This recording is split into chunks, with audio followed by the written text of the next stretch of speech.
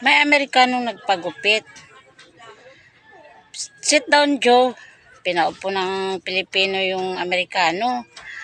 Nung malapit na matapos ang paggupit, nagsalita ang Pinoy. Joe, I will finish you. Nagulat yung What? Yes, I will finish you. Kumaripas ng takbo yung Amerikano. Umabol yung yung Pinoy. Joe, come back. I will finish you. Sa palagay nyo, babalik pa ba Amerikano? Umubo ka. Ubo pa. Anong sakit ko, ma? May ubo ka. Kapag ang isang mayamang tao ay umabot ng 100 years old, sasabihin nila healthy living. Pero kapag ang mahirap ay umabot ng 100 years old, aswang agad.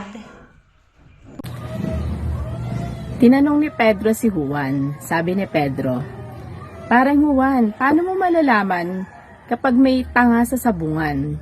Sumagot si Juan, "Paano?" Sagot ni Pedro, "Di pag may nagdala ng bibe, isa pa, meron pang isa." Sabi ni Pedro kay Juan, "Paano mo malalaman na may sindikato sa sabungan?" Nagtanong si Juan, "Paano na naman pare?" Sumagot si Pedro, "Pag nanalo yung bibe." It's joke time! It's joke time! Sabi nung anak sa ama, Tay, meron akong nagugustuhan, sabi niya, na gusto kong ligawan, sabi niya. Diyan sa tapat ng bahay natin, si Norma, sabi niya. Ang sabi nung tatay, "Ha? Yung nasa tapat natin, na si Norma?" Sabi nung anak, "Opo, tay."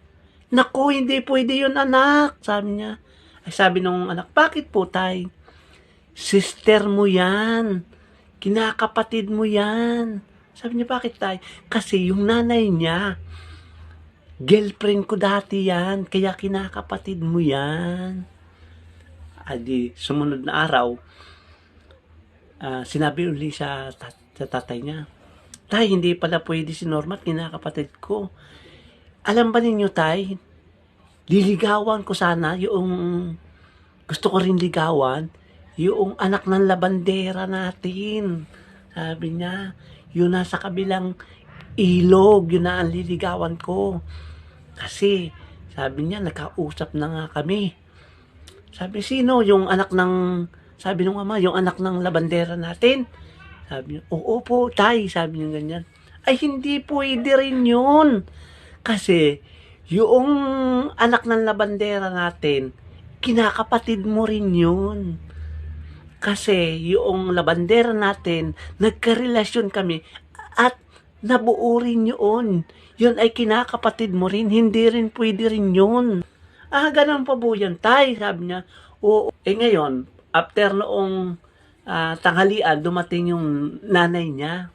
Sabi niya, Nay, yung sabi ni tatay, yung anak nung sa tapat ng bahay natin, kinakapatid ko raw, hindi ko daw pwedeng ligawan." "Ah, ganun ba, anak?" sabi nung ina. "Opo. Bago yung sabi ko kay ita, yung anak ng labandera natin, dati, gusto ko rin ligawan. Pero sabi ni tatay, hindi rin daw po pwede. Kasi kinakapatid ko din daw po." "Sino may sabi?" "Si tatay mo." "Pwede yun, anak. Kasi hindi ka naman anak ng tatay mo." It's joke time! Hindi pala siya anak ng tatay niya. Sabi nila daw tamad ako. Hindi nila alam. Pati sa panaginip ko, nagtatrabaho ako. Isang araw, naglalakad ang mga madring tatlo. Nakakita sila ng parot. Dumaan sila sa parot. Sumigaw ang parot, "Red, black, white!"